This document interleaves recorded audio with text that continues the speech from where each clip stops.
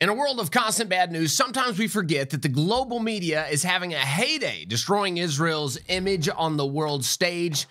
I would ask the question, what is really going on here? And is the divide in Israel really as great as it seems? Stay tuned for more right here at the Israel Guys.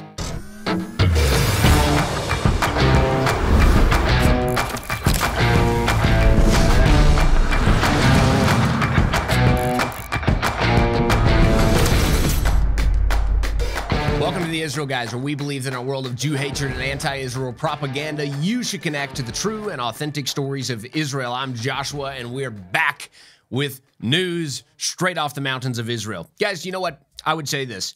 Celebrating 75 years here with the Jewish people is one of the greatest honors of my life to see come to join the people in such a landmark opportunity of celebrating life. 75 years celebrating the founding of the nation of Israel. 75 years is an amazing landmark that Israel has just celebrated just yesterday. You know, when I went to look back, as excited as I was to be here and to be with the Jewish people celebrating this, I looked through and, believe it or not one headline across the entire my research saw anyone celebrating. Everyone was doomsday, destruction. No one was celebrating with the nation as far as news headlines went. Of course, many around the globe and many of you watching are celebrating. But what is the global opinion? What is the globalist? What are those news networks pumping to the world? Well, they're certainly not pumping anything positive out about Israel. But that's what I'm going to do for a minute, and then we'll talk about more of what's actually going on out there and what is the problem with these international headline makers, and what is the what's really going to be going down with this. Now, because they didn't cover it, I will for a moment. Again, I'm extremely excited about 75 years in Israel. I believe Israel is looking forward to greater years than it ever has. Israel is stronger now than it ever has been before and moving in an amazing direction. Even what's happening right now politically in Israel is strong. It's good. It's healthy. What's happening will lead to strength and lead to a stronger Israel. No, the headlines are wrong, and we'll get to those in a minute. Israel's not growing weaker. Israel is growing stronger day by day. Let's remember for a moment the miracle. 1948, you have 5 Arab nations attack Israel: Egypt, Iraq, Jordan, Lebanon, Syria. At that time, you have 600,000 Jews against 40 million Arabs. Now, if Israel's not founded on a miracle, I don't know what a miracle is. It's an absolute miracle. The nation, the creation of the state of Israel, was founded in absolutely the hand of God intervening and saying, now's the time. The Jewish people must have a safe haven on the planet, and here they are. We have the nation of Israel. Now, 75 years ago, that began. To quote Ben Gurion, first prime minister, he says, "In Israel, in order to be a realist, you must believe in miracles." Now, I could not agree more. Here in Israel, you must, in order to be a realist, you must believe in miracles. The nation of Israel is founded on miracles. So many stories, and as we celebrated 75 years just yesterday, we feel that intensity. Even the regular Israeli walking down the streets, every family member, they've experienced miracle after miracle. The families, you know, when they're remembering and rejoicing in the fact that the nation is here, they're also remembering those personal stories from their uncle, their brother, their father, their grandfather. All these miracles that have been passed down in the family from generation to generation now of the nation and the establishing of the country just 75 years ago, not that long ago at all. These miracles of the Jewish people and their return to the land of Israel is absolutely stunning, and we could spend the rest of the show just talking about the miracles, but I think you understand. 600,000 Jews to 40 million Arabs, and who wins? That's incredible, and that's what we were celebrating yesterday, an incredible return of the Jewish people back to the physical land of Israel. Now in our time, this is something to celebrate. And let me tell you this. Israel's not going anywhere. This miracle is continuing. We'll talk about that more in a minute. But just for a second here, if you have not yet subscribe, like the content if you can, give us a good rating, and we will help. This will help us get more news out as we go here. Again, Israel. In order to be a realist, You must believe in miracles. That's to the believing world. Now, a word to the unbelieving world. The unbelieving world has headlines like this. CNN, the unbelieving world, I would call them. A divided Israel stands at a perilous crossroads, and it's on its 75th birthday. The New York Times says, in Israel, a Memorial Day marked by political divisions the day before Independence Day. Los Angeles Times says, Israel at 75, still unsettled, divided, and at war with itself, as to say that Israel's always been unsettled and at war with itself. The New Yorker says, Israel turns 75 as a nation divided. All these big-time news networks, headlines, just to name a few off the top, there's many, many more.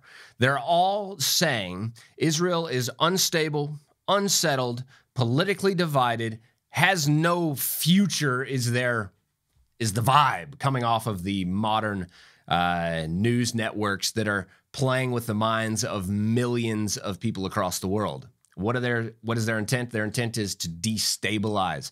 Israel is not destabilized. As I mentioned earlier, these things are healthy. The news networks are having a heyday destroying Israel's image on the world stage. And many people, again, are falling for it. Many people are just listening to what's going on as though it's an actual headline. They're taking some things that are happening in Israel. Yes, protests are happening. We're not saying they're not happening. But who does that represent? Does that represent the majority of Israelis? Absolutely not. They're making it look like it's a nearing civil war. No, not happening. These kind of things are healthy in countries to have these kind of things worked out, and they will work it out. 75-year-old Israel is really indeed more like a 3,000-year-old Israel. The people of Israel are a people. They're a family. They have existed and will continue to exist forever. The Jewish people are not going anywhere. We'll talk more about that in a bit.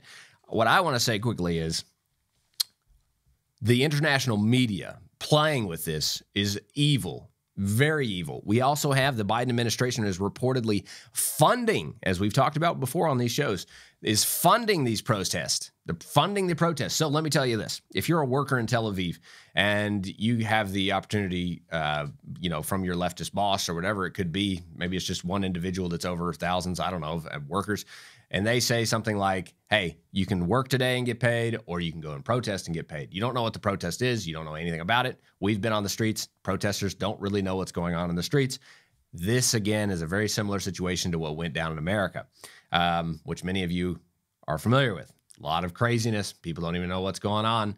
We saw that all over American politics. Same here.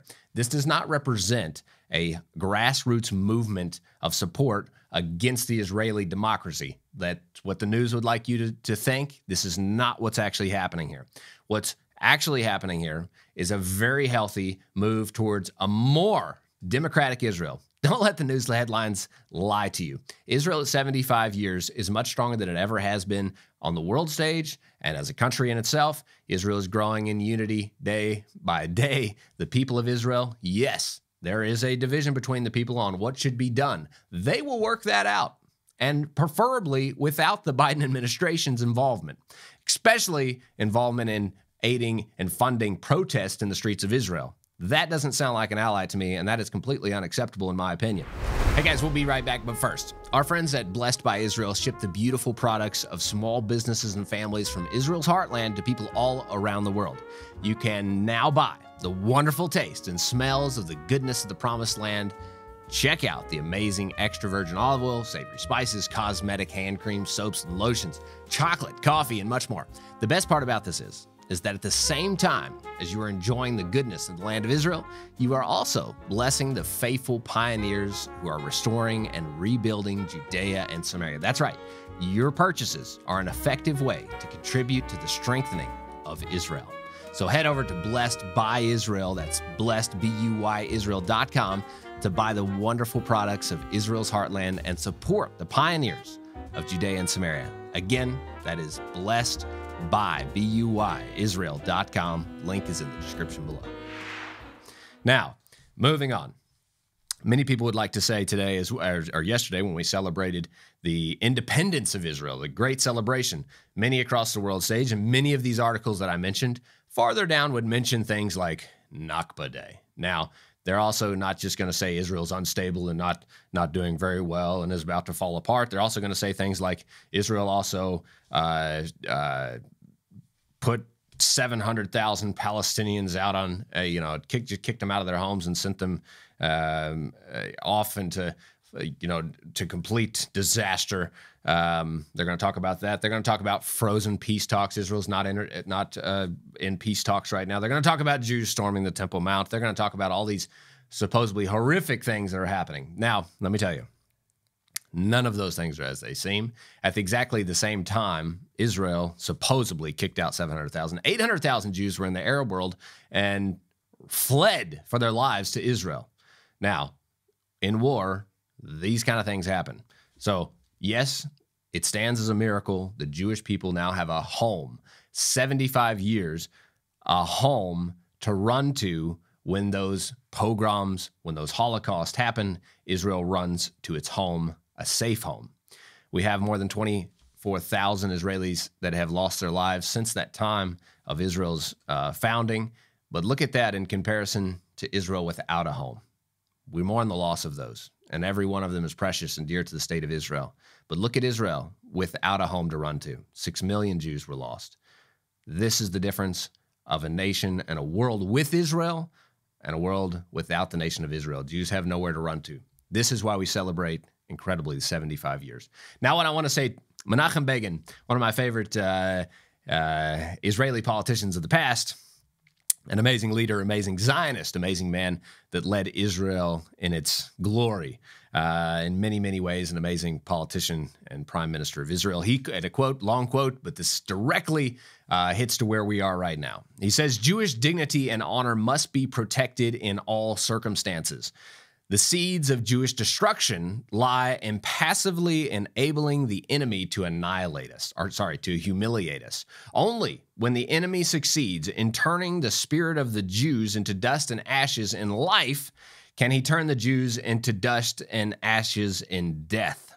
During the Holocaust, it was after the enemy had humiliated the Jews, trampled them underfoot, divided them, deceived them, afflicted them, drove brother against brother. Only then could he lead them, almost without resistance, to the gates of Auschwitz. Therefore, at all times and whatever the cost, safeguard the dignity and honor of the Jewish people. Now, I think this is more applicable now than ever before. Menachem Begin said this during times when political rough situations were happening. Right now, this is important to safeguard the dignity and honor of the Jewish people. When the world news and networks across the world try to delegitimize and demonize the nation of Israel as an unstable, unfit nation to survive any longer, 75 years is long enough. They're going to praise the things of and call it Nakba and try to get a Nakba Day declared around the globe. No, we will say safeguarding the dignity and honor of the Jewish people is the nation of Israel's survival. We must not let the enemies of Israel humiliate them. The news networks across the globe are humiliating the nation of Israel in order to destroy them. That's their goal. Let's not be shy about this. Let's say it as it is. Their goal, which the world understands and these leaders understand, is to destroy the nation of Israel, siding with the enemies of Israel and attacking the nation through word and trying to delegitimize this nation in the minds of millions of people across the world. This is their goal, and we must stand against this. We must safeguard the dignity and honor of the Jewish people. As I said, this is fully intent to destroy. The haters of Israel have crept inside this beautiful nation of Israel and are attempting the same old tricks as before against the Jewish people. And this is where this divide even happens in the media here in Israel and abroad. We have media here that is very much connected to the outside world. Israelis don't listen to the Haaretz newspaper anymore. It's an Israeli left-wing news network here. Many Israelis are not listening to it. Many abroad are listening to it. And they just, as I would say, the media is pumping this line, this hating Israel line, to make the situation here look bigger and badder than it ever actually is. So, Haaretz News line says this: Palestinians still pay a heavy price for Israel's independence. They released this article on Independence Day. Obviously, Israelis are not reading this. This is highly inflammatory language against Israel and for a Palestinian state. Now, this is what I would say to the Haaretz newspaper and to all those leftists across the world, the New York Times, all of those that are joined in this attack against delegitimizing the very nation of Israel. If Palestinians are still paying a heavy price for Israel's independence, if we would say Israel's independence and those that attack and try to delegitimize and destroy and fight Israel, killing its citizens, are paying a heavy price, let's mention all those nations before that tried to attack and destroy and humiliate Israel. Let's start with the ancient Egyptians, the Philistines, the Assyrians, the Babylonians, the Persians, the Greeks, the Romans, the Byzantines, the Crusaders, the Spanish Empire, the Nazi Germany, the Soviet Union even. How about all of those? They're all gone. They all attempted to destroy the people of Israel, and they failed. I will say to you, the leftist news networks, those that are trying to change the minds of millions of people across the world to hate Israel, to delegitimize this nation as a sovereign people over the land of Israel, you will fail. There is no chance of you winning this battle. The people of Israel are here. This land was created as a nation brought forth by God. We know that is true. So many times in the Bible it says, I will bring them back. Speaking of God himself, God has brought this people back, and they're not going anywhere. You must remember that. Israel will only go from strength to strength. 75 years is just getting started. We must remember Israel's a miracle. It will be with us today.